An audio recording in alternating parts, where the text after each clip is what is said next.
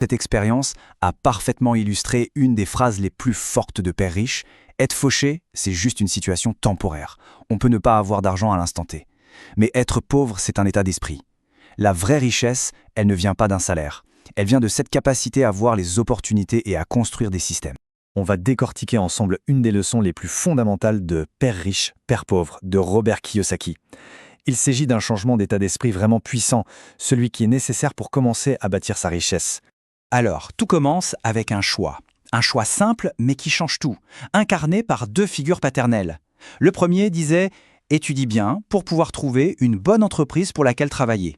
Et le second lui conseillait « Étudie bien pour pouvoir trouver une bonne entreprise à acheter ». Voyez la différence? Deux chemins, deux philosophies de vie complètement opposées. Et attention, ce ne sont pas des personnages de fiction. Le père pauvre, c'était le père biologique de l'auteur, un homme brillant, bardé de diplômes, un doctorat même, mais qui a toujours eu du mal avec l'argent. Et de l'autre côté, le père riche, c'était le père de son meilleur ami. Il n'a jamais fini le collège, mais c'était un entrepreneur qui a bâti un véritable empire et qui est devenu un des hommes les plus riches d'Hawaï. Forcément, leur philosophie, c'était le jour et la nuit. Le père pauvre disait souvent « l'amour de l'argent est la racine de tous les maux ». À l'inverse, le père riche, lui, affirmait que c'est le manque d'argent qui est la racine de tous les maux. Rien que ça change complètement la façon de voir les choses.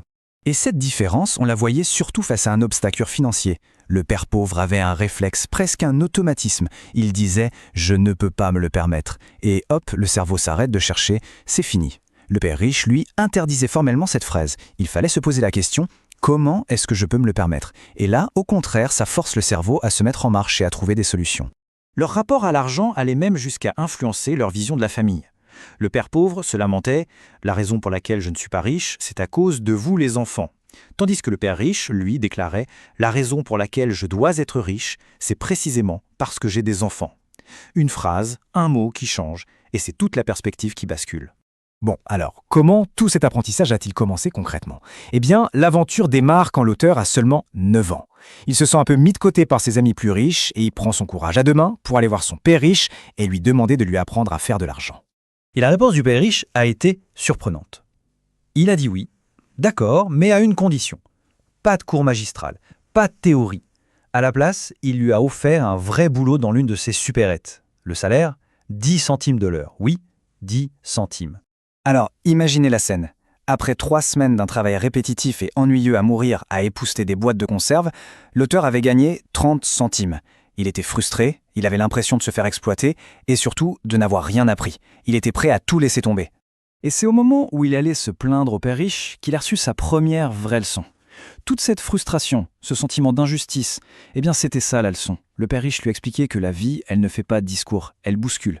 Et face à ça, on a le choix. Soit on apprend, soit on se laisse écraser. Et c'est là que l'histoire prend une tournure encore plus folle. Pour continuer à apprendre, le père riche lui a dit qu'il devait continuer à faire exactement le même travail, mais cette fois sans être payé du tout. Zéro. On passe de presque rien à carrément rien. Pourquoi une méthode si étrange? Eh bien, tout ça avait un but bien précis, illustrer un concept que le père riche appelait la rat race, la course de rats. La rat race, c'est ce cycle infernal dans lequel beaucoup de gens sont coincés.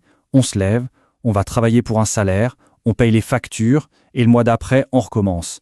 Tout ça en espérant qu'une augmentation va magiquement tout régler. Et ce cycle, il est alimenté par deux émotions très puissantes. D'un côté, il y a la peur. La peur de ne pas payer ses factures, la peur d'être viré, de manquer, c'est ce qui nous pousse à accepter un travail. Et de l'autre, il y a le désir. L'envie d'avoir une plus belle voiture, une plus grande maison. Et le mélange de ces deux émotions nous piège dans cette boucle sans fin. Le vrai problème, c'est que la plupart des gens laissent ces émotions prendre les décisions à leur place. Ils réagissent à leur peur de manquer d'argent en cherchant un salaire. Mais un salaire, ce n'est souvent qu'une solution à court terme pour un problème qui, lui, est fondamentalement à long terme. Et ça nous amène à la leçon numéro 1, la plus importante de Père riche. Les pauvres et la classe moyenne travaillent pour l'argent. Les riches, eux, font en sorte que l'argent travaille pour eux. Alors, en travaillant gratuitement, l'esprit du jeune auteur a été forcé de faire un virage à 180 degrés. Il a dû arrêter de penser au salaire et commencer à se concentrer sur quelque chose de complètement différent. Sans la carotte du salaire, même d'un salaire minuscule, il n'y avait plus aucune raison de penser comme un employé.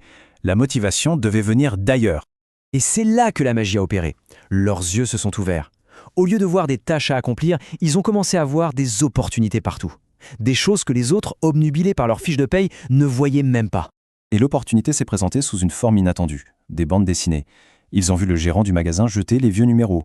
Pour le gérant, c'était des déchets. Pour eux, c'était un actif. Ils en demandaient à les récupérer gratuitement, ont installé une petite bibliothèque dans une pièce vide et ont fait payer l'entrée 10 centimes aux autres enfants. Ils avaient créé un système. Et le résultat? Leur petite affaire rapportait en moyenne 9,50 $ par semaine. Un rendement incroyable quand on pense que leur socle ne leur coûtait rien et qu'ils ne se payaient pas. C'était ça, ils avaient réussi. Ils avaient mis en place un système qui générait de l'argent même quand ils n'étaient pas là. Ils avaient enfin compris ce que ça voulait dire de faire travailler l'argent pour soi. Toute cette expérience a parfaitement illustré une des phrases les plus fortes de Père Riche. Être fauché, c'est juste une situation temporaire. On peut ne pas avoir d'argent à l'instant T. Mais être pauvre, c'est un état d'esprit. La vraie richesse, elle ne vient pas d'un salaire. Elle vient de cette capacité à voir les opportunités et à construire des systèmes.